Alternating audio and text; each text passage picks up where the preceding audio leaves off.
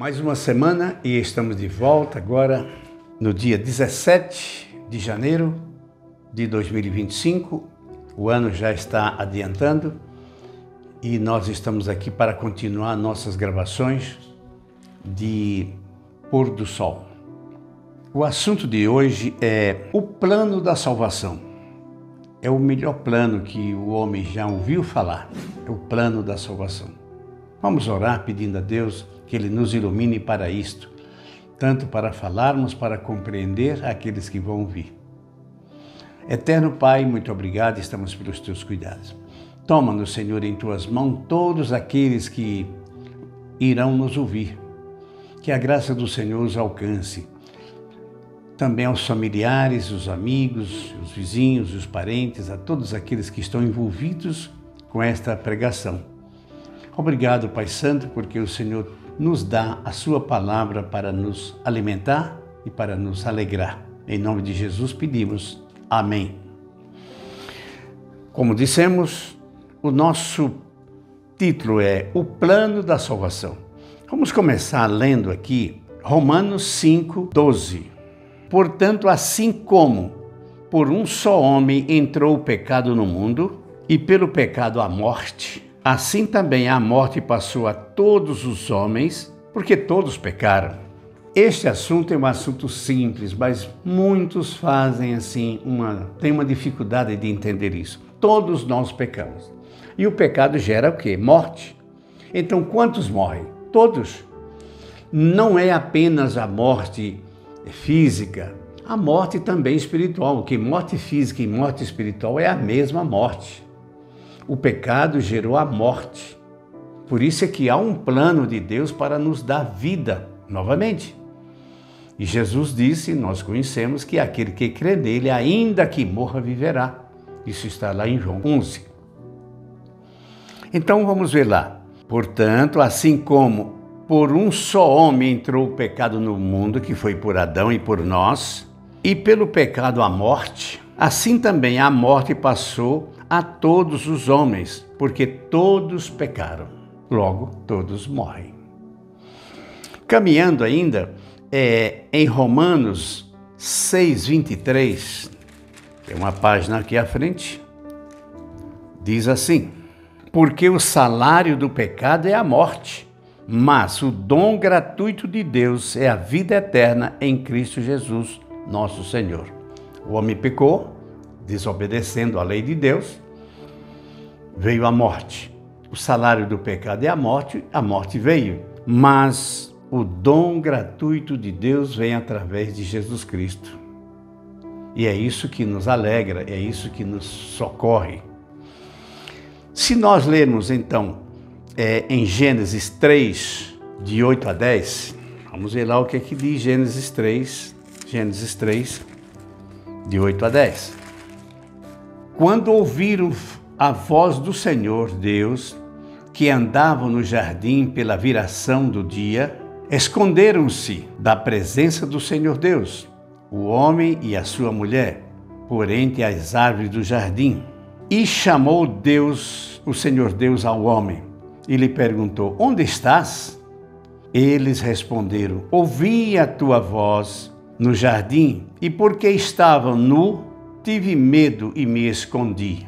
Medo é a sensação que o homem tem depois do pecado. Vocês também sentem isso? Eu sinto um remorso, uma dor no coração, porque com o pecado a gente faz o Filho de Deus sofrer, faz Deus sofrer.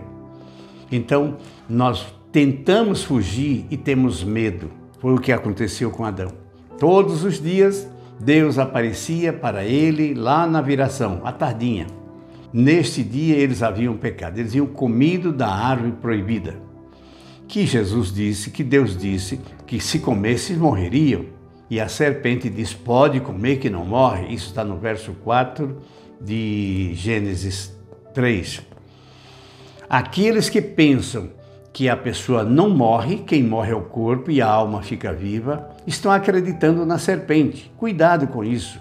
Esta é uma maneira dos falsos profetas pregarem aquilo que não é bíblico. A Bíblia diz que a alma que pecar, essa morrerá. Então todos pecaram. Todos somos carentes da graça divina, que é o único meio de salvação. Se nós formos a Salmo 51, verso 5, diz o seguinte: Eu nasci na iniquidade e no pecado me concebeu a minha mãe. Nós nascemos no pecado. Nós nascemos maus, porque nascemos de mãe que já era descendente de Eva e de Adão, e então nós nascemos em iniquidade. É o que diz aqui a Bíblia. Lá em Gênesis, agora, voltando a Gênesis 6:5, o estudo da Bíblia é sempre assim, a gente vai à frente e volta, porque é texto sobre texto. Viu o Senhor que a maldade do homem havia se multiplicado na terra e que era continuamente mau todo o desígnio do seu coração. Então a maldade se multiplicou em toda a raça humana. E em Jeremias 17, vamos procurar lá, Jeremias 17, no verso 9, enganoso é o coração, mais do que todas as coisas, desesperadamente corrupto. Quem o conhecerá? Quem é que conhece o coração do homem em toda essa maldade? Enganado o coração. O coração nos engana, as nossas vontades nos enganam, porque a carne puxa para o pecado e para o mal. Por isso é que é preciso o plano da salvação que Deus providenciou para nós e nós devemos ficar atentos a ele. E ainda agora, novamente em Romanos 7, de Romanos 14 e 15, lá dá continuidade ao assunto dizendo: porque bem sabemos que lei é espiritual, eu todavia sou carnal, vendido à escravidão do pecado. Porque nem mesmo compreendendo o meu próprio modo de agir, pois não faço o que prefiro, mas o que detesto. O pecado vem para nós, a gente sabe que ele não presta, que nós preferimos fazer o bem, mas terminamos fazendo o mal. Porque a carne puxa para o mal, por causa da origem de pecado, por causa do pecado que nós temos. Esse pecado que veio lá dos nossos primeiros pais. Mas espera aí. O culpado são os primeiros pais e nós também não estamos concedendo a oportunidade do inimigo nos tentar e nós não caímos? Não adianta colocarmos culpa nos nossos pais, porque nós também não passaríamos nessa prova, é tanto que não passamos.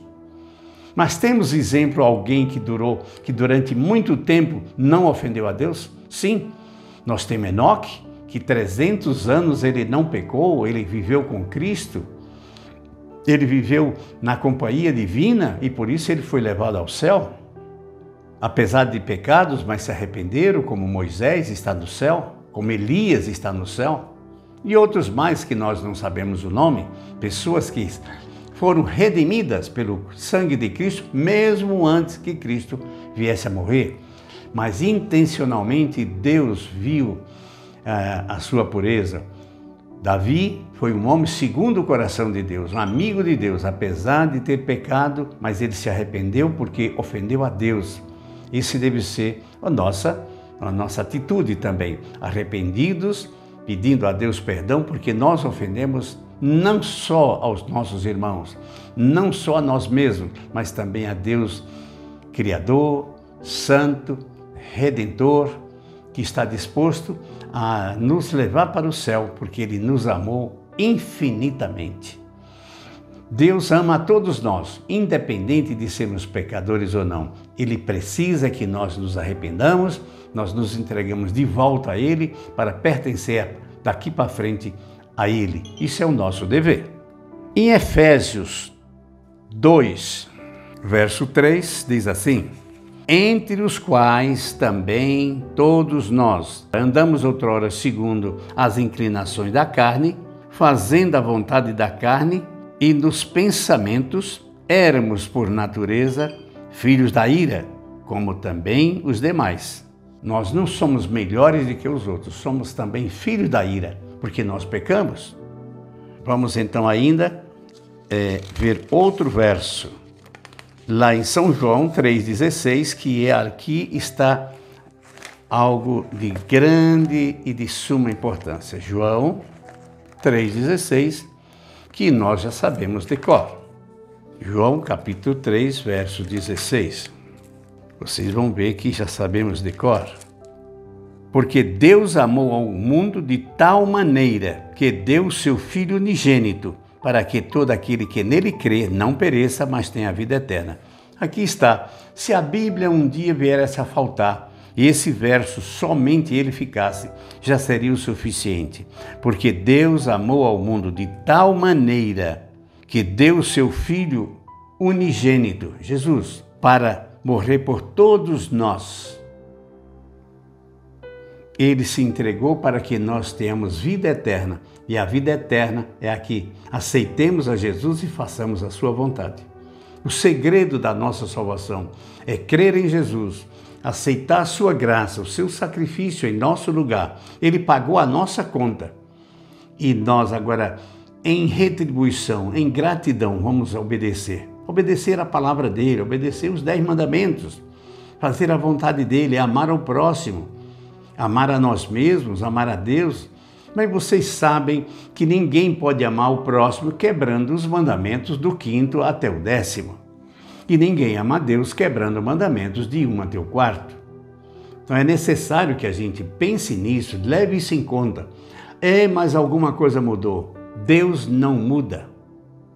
Deus permanece eternamente. E o que ele falou para o povo de Israel, fala para nós também. Nós somos filhos de Israel. Deus nos fez descendentes de Abraão. Nós somos filhos de Abraão. Herança humana ou por herança espiritual, que ele é o pai de todas as nações. Isso é maravilhoso. Todo cristão é filho de Abraão. Mas os filhos de Abraão precisam então levar em conta a palavra de Deus e sermos fiéis a ela. E principalmente nós que conhecemos a Jesus, sabemos de que maneira ele se entregou a nós. Ele deu a vida em nosso lugar, ele pagou a nossa conta. A nossa conta está paga. Este é o grande plano da salvação. E nós vamos ver agora Isaías 53, no versos 5 e 6. Mas ele foi traspassado pelas nossas transgressões, moído pelas nossas iniquidades. O castigo que nos traz a paz estava sobre ele, e pelas suas pisaduras nós fomos sarados. Cristo nos salvou, nos sarou com o seu sangue. O verso 6 diz assim: todos nós andávamos desgarrados como ovelhas, cada um desviava-se do caminho, mas o Senhor fez cair sobre ele as nossas iniquidades para que nós sejamos salvos. Deus tomou sobre si os nossos pecados, as nossas iniquidades, e ele nos sarou, e ele pagou a conta, e a nossa conta está paga. E agora nós só precisamos ser obedientes a ele, porque ele diz, lá em João, se me amais, guardareis os meus mandamentos. E nós precisamos sermos fiéis a ele, a palavra dele, e ouvir o que ele nos fala como remédio para tudo. Se nós amamos a Jesus, se nós agradecemos a ele pela salvação que ele nos deu, nós vamos obedecê-lo naquilo que ele nos pede. Se me amais, guardareis os meus mandamentos. Ainda fechando, isso nós vamos ver em Efésios 2, de 6 a 8. Juntamente com ele, nos ressuscitou e nos fez assentar nos lugares celestiais em Cristo Jesus, para mostrar nos séculos vindouros a suprema riqueza de sua graça, em bondade para conosco em Cristo Jesus. Porque pela graça sois salvos mediante a fé. Isto não vem de vós, é dom de Deus, não de obras para que ninguém se glorie. Aqui agora está falando em obras. Obras que o Deus faz em nós, que o Espírito Santo faz em nós. Nós fazemos não de nós mesmos, mas nós teremos que fazer obras para que agrademos aquele que nos pede. Pois somos feitura dele, criados em Cristo Jesus, para as boas obras. Veja que aqui no 9 ele diz que não é por boas obras. Sim, não é por boas obras. Mas aqui diz que Jesus, para as boas obras, as quais Deus de antemão preparou para que andássemos nelas. Nós precisamos andar nas boas obras em Cristo, porque tudo aquilo que é feito sem Cristo não tem valor. Porque ele diz, sem mim, nada podeis fazer.